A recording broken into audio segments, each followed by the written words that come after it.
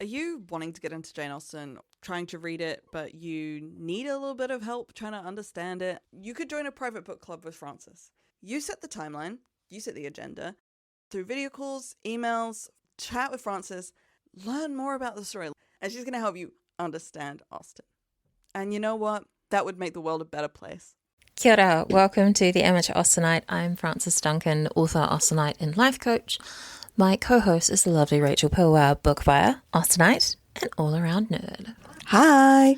Today we're discussing chapter 14 of Sense and Sensibility by Jane Austen. Colonel Brandon's just gone. Mrs. Jennings is desperate to find out what happened and all gossipy about it. And Elinor's like, what I actually want to know is, are my sister and Willoughby engaged? And if they are, why aren't they telling us about this? And Willoughby waxes lyrical about the beauties of Barton Cottage. Elinor is the only person with her priorities straight. To me. In this chapter. We need to know if they're engaged because they're behaving like they're engaged, but they haven't said anything. If you are engaged, why would you not just say it? It feels kind of suspicious that you're not saying anything, guys. It's referred to as an extraordinary silence, but their constant behaviour to each other has declared that they're engaged. Which just tells me they're not engaged and are being inappropriate. Elinor's got no opportunity to worry about what's going on with Colonel Brandon. She's like, how about instead of speculating about that thing that doesn't really bother us, how about the thing right in front of us? And the way that Austen said it is so funny, that her wonder was otherwise disposed of. It's like, I don't care. I don't give a shit. Where's Colonel Brandon? He's off doing his own things. He's a man. He's a grown adult man who can go and do his own stuff.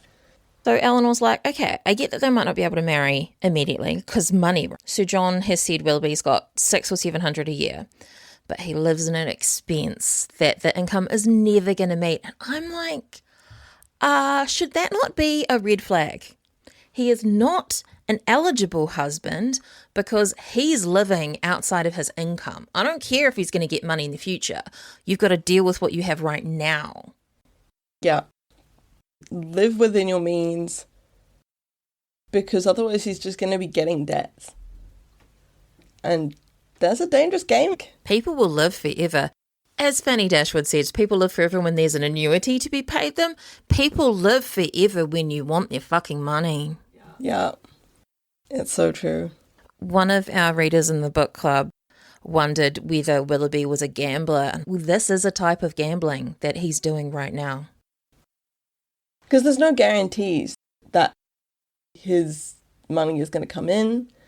There's no guarantees that he's going to continue to have the goodwill of the people who he relies upon, or to continue getting credit. Yeah, well, you've spent all your money for the year. You've got to still get food and stuff. Are you just like visiting people who you know and just dining at their place and, oh, I'm just going to go and stay with those friends? How long are those people actually going to be your friends if you're fucking around?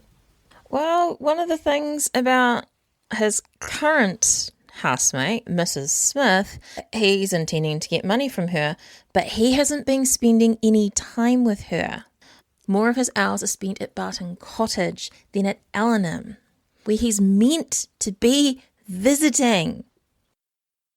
Are they going to actually leave it to you just because you're staying there and you're not even dining with them because he's dining with the family and the Middletons. He's spending basically every day. They don't even need to give him an invitation. He'll turn up, he'll spend all day there, and then he'll come for dinner. Although note that at the end of this chapter, Mrs. Dashwood does invite him to come for dinner the next day because we're going to be out during the day. But come for dinner. And it's a very pointed invitation because the very next chapter is where he fucks off and he does not come to dinner.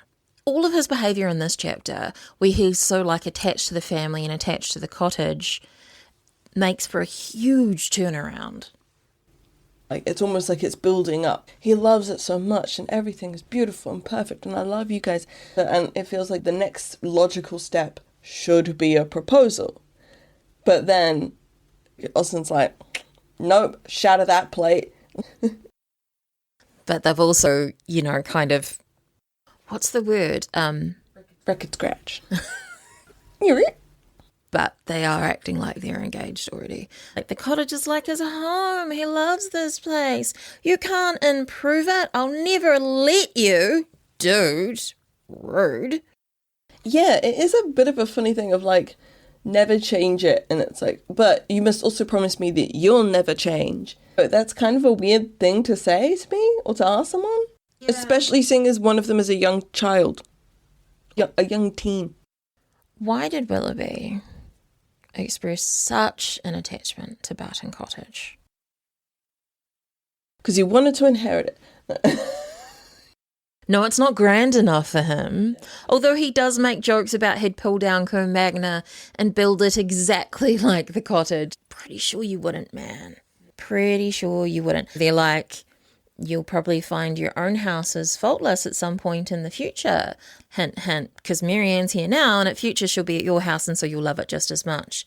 And he's like, there are circumstances which will endear it to me, but this place will always have one claim on my affection, which no other can possibly share. I fell in love here, so I will always love this house, but yes, I will take Marianne with me to my house, or at least that's what everybody's reading into it. But with Willoughby, who knows? Is he being genuine? Don't trust the Fae. They're disingenuous and lying to you. Mrs. Smith is the person that told him that the cottage was rented, but they've never met her. What if she doesn't actually exist and he's schizophrenic and it's in his mind? She keeps up with the gossip of the neighbourhood, even though she doesn't ever get out. I suppose that's the servants. Who would be visiting her to give her that gossip? Like, Mrs. Jennings? Maybe someone from the Middleton household? They'd be up to date with it. We would know if they visited her, and it doesn't appear that they do. It doesn't appear that anyone visits her. Yeah, because Mrs. Jennings would talk about that. Yeah, she'd be going on at Willoughby about your lovely aunt, or whatever her role is. Yeah. Willoughby said, don't make any changes.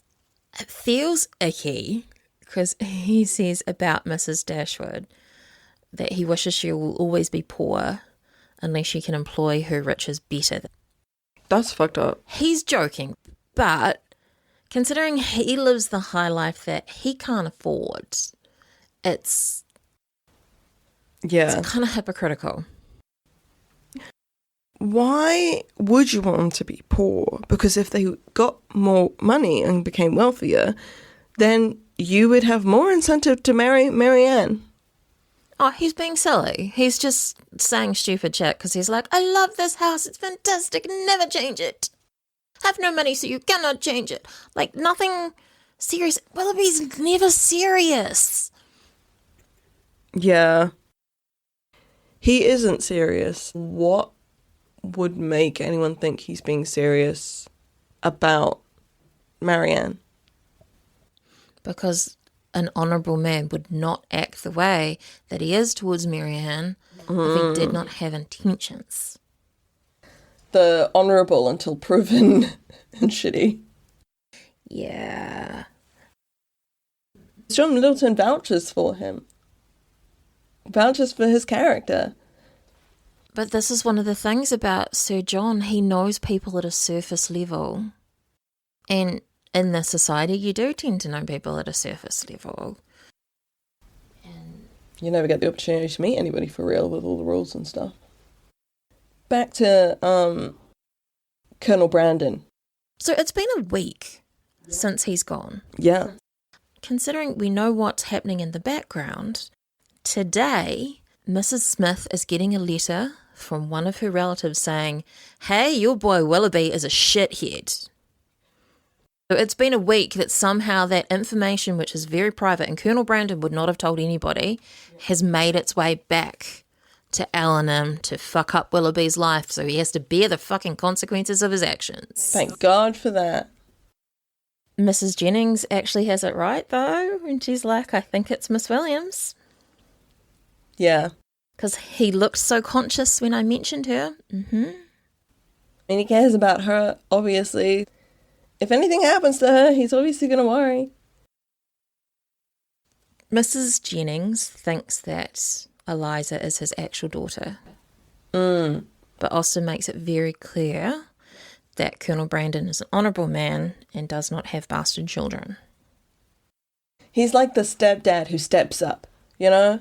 It's like, you're not biologically related, but he's the one who's there when your deadbeat dad ran off.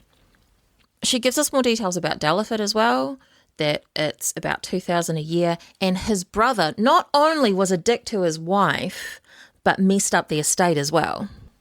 Although having said that, part of the reason he was forced into marrying was to get the money to save the estate, but maybe he didn't actually tidy it up when he got the money. He just went, I don't really care, I just got the money now, I'll do whatever. Money will change people's plans. Yeah. But Mrs. Jennings quickly turns from that thinking, he's a prudent man, he would have cleared the estate, he wouldn't be in distressed circumstances, he would have got everything sorted out. And he would. And this is one of the things that's pointing out again why Colonel Brandon is an excellent marriageable prospect. Not only does he have an estate, he's prudent, he's responsible. It was in difficulty and he fixed it. His foster sister was in difficulty and he took on the charge of her daughter. He is a good man. We need more Colonel Brandons in the world. We really do. Less Willoughbys, more Colonel Brandons. They may not be as flashy and handsome and exciting, but they got the goods. They care about people. They make good decisions. Any Colonel Brandon-esque people listening to this, please contact me at Unity Books, Wellington. I'd love to hear from you. We'd love to meet up. Rachel does not mind if you're a little bit older, so long as you're stable and got some money. Yeah. Sugar daddy. Yeah, exactly.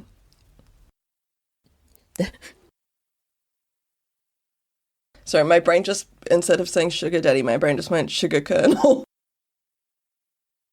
Do with that what you will. Sugar Colonel. Sugar Colonel Brand. Nice, nice. And that's our discussion of chapter 14 of Sense and Sensibility by Jane Austen. I've been Frances Duncan. This has been Rachel Philwa. Bye. Thank you for listening, and we wish you happy reading. My brain can't remember if I normally say bye there or if I normally say bye after you finish things. My brain went, wait, when do I normally say goodbye? Goodbye, everybody. Nice, thanks for listening.